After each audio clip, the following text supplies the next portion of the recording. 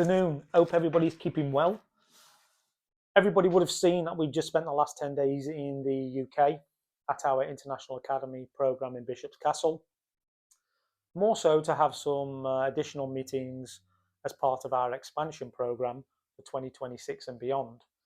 So the reason I want to do this short video, and I will try and keep it under 10 minutes, is to address some of the frequently asked questions that crop up in social media or during the interview process for the International Academy. A lot of people ask why we have taken this approach, and there's a really simple explanation, really. So the game has changed significantly in particularly the last 11 years since I've been here. What used to be the National Premier League's youth programme and skill acquisition programme, which were national programmes run by or directed by Football Australia, no longer exist in certain states. And I assume that it's going to be a national directive, certainly in the next couple of years. So I'll give you an example. In Queensland, which is where we're based, there's no such thing as National Premier League Youth or Skill Acquisition Programme. It is now known as Football Queensland Academy. So when we are putting players forwards for recommendation to clubs in other parts of the world, let's use Europe as an example, and head of recruitments at them particular clubs ask, what is that player, what standard of competition is that player involved in, male and female? In years gone by, we would say National Premier League youth, and that would hold a lot of weight because of the national reference. However, when they change that to Football Queensland Academy, it's less of an appeal for professional clubs in Europe, in the United Kingdom, and it sounds like an extension of the community leagues. So Australia has a significant amount of talented young people, and there's actually young players and parents who have actually decided to leave the shores of Australia, not through us or not through anybody else, off their own back, purely for the reasons I've just mentioned, and have actually gone on successfully to get themselves an agreement at a professional club, and have actually come back to Australia and had representation in the young national teams. So the pathway that exists in Australia at the moment, which seems to be talked about in different states, isn't the only pathway. Now, the reason we've done what we're doing is really, when you look at the model Australia had in the early 2000s, and I might not be as quite accurate with this, but I think I'm pretty much close. In the early 2000s, particularly the 2006 World Cup, in the 23-man Socceroo squad that played in that 2006 World Cup, 20 players played in the top 3 leagues around the world, and I think 13 of them played in the English Premier League.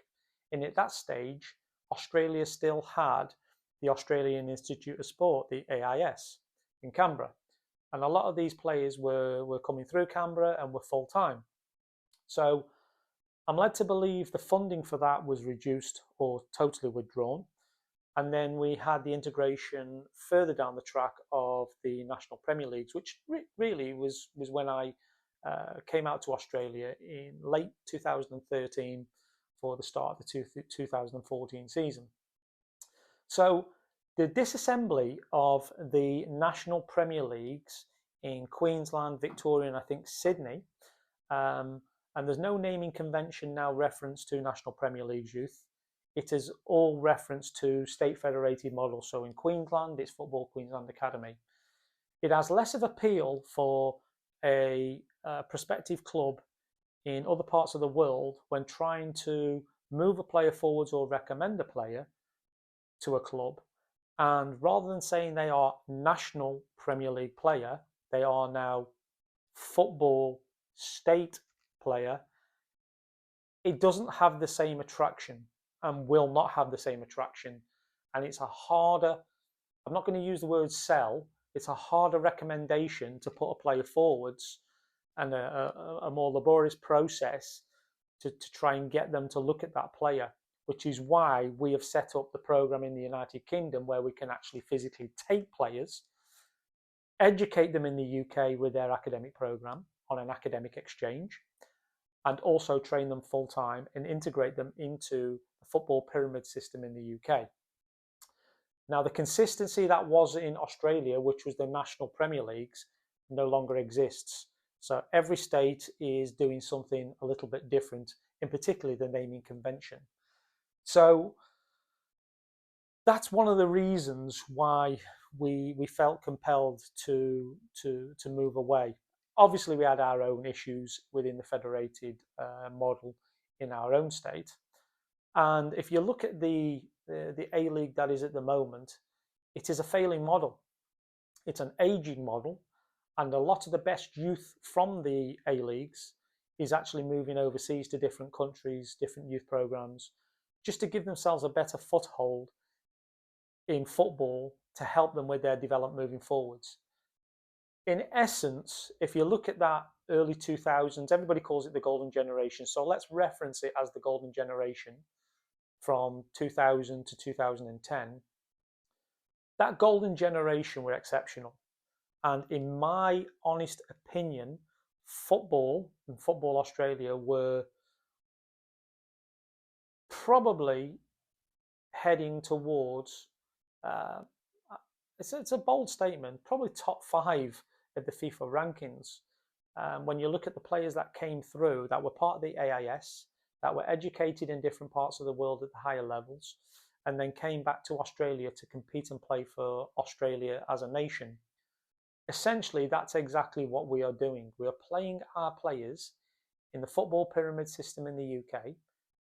The players will always be Australian nationals, which means in time, a player could or may in fact come back to Australia and represent Australia in a better light.